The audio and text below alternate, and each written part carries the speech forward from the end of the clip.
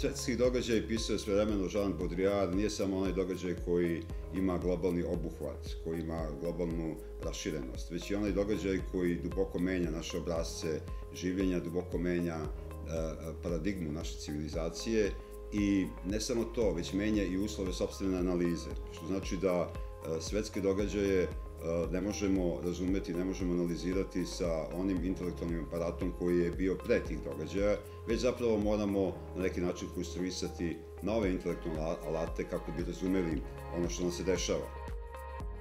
U tom smislu, pandemija koronavirusa jeste svetski događaj. I po tome što je globalno raširena, i po tome što zaista je promenila sve ono što smo smatrali nekim običajnim načinom života, promenila je naše civilizacijske obrasce i napravila zapravo ironični obrt u funkcionisanju našeg svakodnevnog života. Dovoljno je samo vidjeti da su davno zaboravljene granice Evropske unije ponovo aktivirane, da su metropolisi sablosno prazni, da je saobraćaj ukinut, da je sloboda kretanja suspendovana, da su škole i fakulteti zatvoreni. Čak nam u svemu tome nije pomogla ni ratna retorika. U borbi sa koronavirusom ne postoji i nije postojao nikakav front, nikakva demarkacijna linija. Virus je bio svuda i svako je od nas bio potencijalni nosilac i, tako kažemo, potencijalni neprijatelj.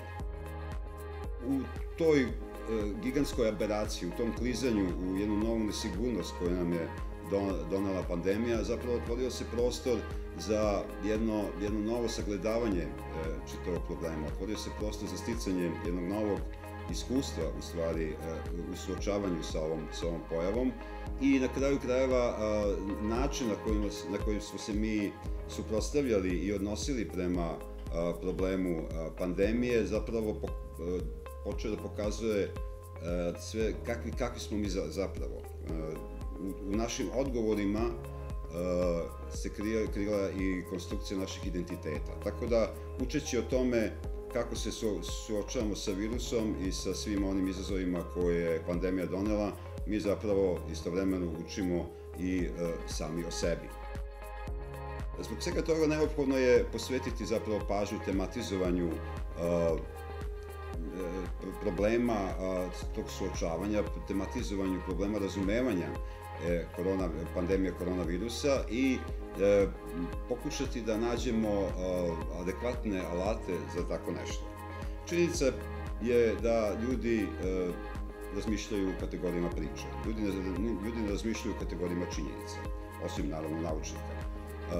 Da razmišljaju u kategorijama činjenica, onda bi bile dovoljne statistike i statistički izveštaji koji svakog dana dobijamo o koronavirusu i koji su zaista alarmantni i zabrinjavajući. Ali je činjenica takođe i da većina ljudi zapravo i ne shvata to dovoljno ozbiljno. Zbog čega je to tako, već smo rekli, dakle, zato što ljudi razmišljaju u kategorijama priče.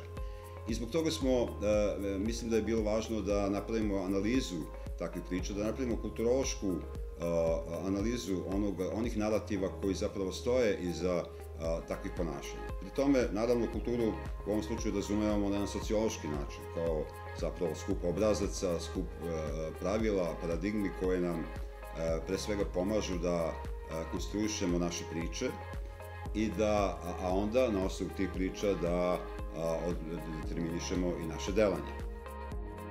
U nekoliko primjera analize priče iz različitih sfera društvenog života zapravo pokušat ćemo da pokažemo koji su to dominantni bili narativi i još uvek aktivni i na koji način su oni određivali i na koji način mogu da određuju zapravo budućnost naše borbe sa koronavirusom.